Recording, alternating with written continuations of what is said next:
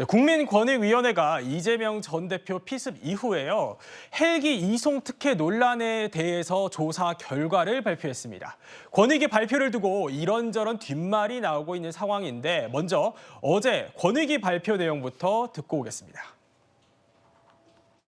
부산대 병원에서 서울대 병원으로의 전원 과정과 119 응급 의료 헬기 요청 과정에서 부산대 병원, 서울대 병원 의사가 각각 공직자 행동 강령을 위반한 사실을 확인하였습니다. 한편 전 야당 대표와 비서실장인 국회의원에 대하여는 국회의원에게 적용되는 행동 강령이 부존재한다는 이유로 종결하였고 국회 공무원 행동 강령이 있는데 거기에서 국회의원은 제외된다는 입장입니다. 국회의원에 대해서는 조사할 수 없다는 게 실무위원회고 갑자기 이 사건만 국회의원도 적용된다라고 하면 오히려 더 불필요한 논란을 불러일으킬 것 같고.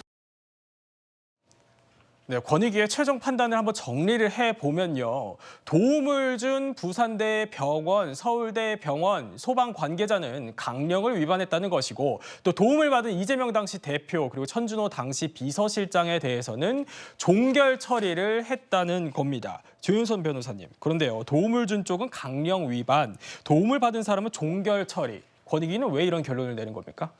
일단 규정에 따라서 살펴본다고 한다면 강령에 적용이 되지 않는다는 거죠. 국회 공무원의 경우에는 강령에 적용될 여지가 있긴 하지만 이재명 대표의 의원의 입장에서는 당시에 국회의원의 신분이지 않았겠습니까? 네. 그렇다고 한다면 강령에 적용이 되지 않기 때문에 위반 여부를 판단할 수 없다라고 본 것 같은데요. 저는 그렇다고 하더라도 권익위가 왜 이런 결정을 내렸을까? 네. 사실 이것이 강령 위반에 해당되는 게 맞는가?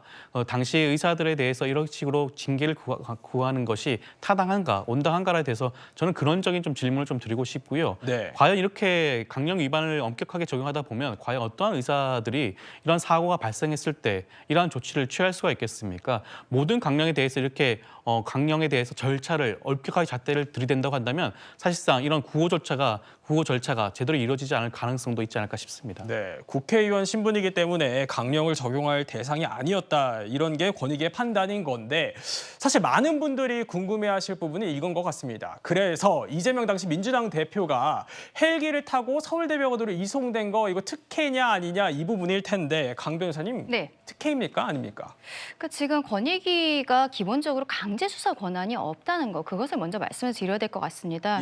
그렇기 때문에 본인들이 할 수 있는 부분에 대해서 행동 강령이라는 것들을 찾아보고 거기에 있어서의 규정에 나오는 사람들에 대해서 확인한다라는 형태로 이야기하고 있는 것이죠. 조금 아까 조윤선 변호사님께서 말씀을 해주셨는데 국회 공무원의 행동 강령이라는 것이 있습니다. 그런데 국회의원 같은 경우에는 국회 공무원에 포섭이 되지 않는다는 거예요. 그래서 이재명 대표 같은 경우 그리고 천준호 의원이 그 헬기 이송을 요청한 것으로 알려져 있는데 이 두 명은 국회의원의 신분이었기 때문에 아예 해당 규정이 없다. 그래서 특혜라는 것에 대해서 살펴보지 않았다라고 지금 국민권익위원회에서는 이야기하고 있는 것입니다.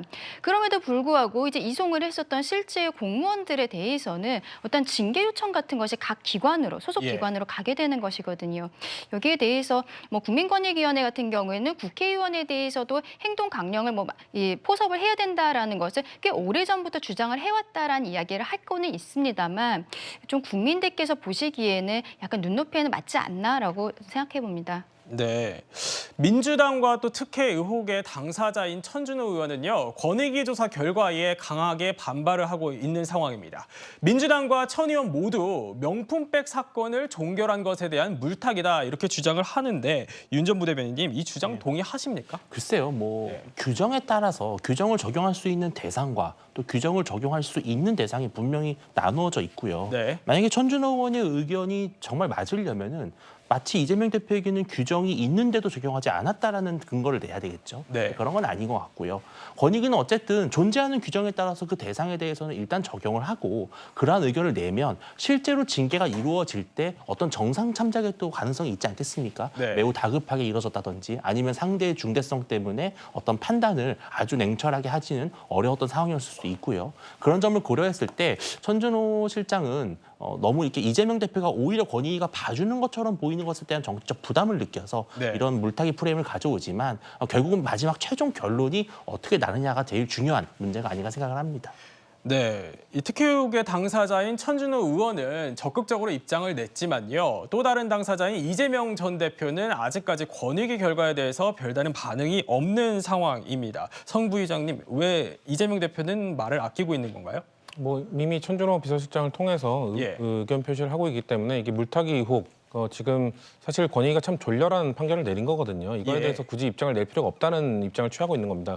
왜 졸렬한 판결이냐, 왜 물타기냐, 여기서 짚고 넘어가야 되는 것이 지금 규정을 따랐다 이야기를 하는데 이것을 결정하는 과정에서 규정을 다 어겼습니다. 그러니까 뭐냐, 22일, 그러니까 월요일 날 이 그 권익위가 이 안건을 올려서 바로 이걸 통과시키지 않았습니까? 이 결론을 내지 않았습니까? 근데 이게 원래 내부 규정에 의하면 4일 전에 이 안건을 위원들에게 모두 고지를 해야 됩니다. 그런가요? 근데 천준호 의원, 핵심 참고인인 천준호 의원에게 17일 날 공식적으로 뭔가 이 그 서면 진술서를 전달을 해서 그걸 20일 오전에 제출했어요. 그러니까 20일 오전에 제출한 다음에 20일 날 회의에서 이걸 종결시킨 거거든요. 그러니까 4일 전에 위원들에게 제대로 된 안건 중에 제일 중요한 게 참고인의 그 진술서 아닙니까? 그것도 전달하지 않은 상태에서 졸속으로 처리했다. 왜냐? 오늘 정무위 회의가 열리거든요. 정무위 회의에서 이 권익위에 대한 아마 이 질타가 이루어질 것으로 보이니 이거에 대한 물타기를 하기 위해서 22일 날 무리하게 규정을 어겨가면서 이걸 결론을 내렸다. 이 지적을 하고 싶은 건데 사실 김건희 여사의 명품백 관련 결론을 내릴 때도 그때도 제가 말씀드린 4일 규정을 어기지 않았습니다. 본인들이 만들어 놓은 내부 규정 다 어겨가면서 이렇게 억지로 결론을 내리는 거에 대해서 물타기로 밖에 볼 수 없다는 거는 뭐 민주당이 당연히 주장할 수밖에 없는 것이죠. 예, 그렇군요.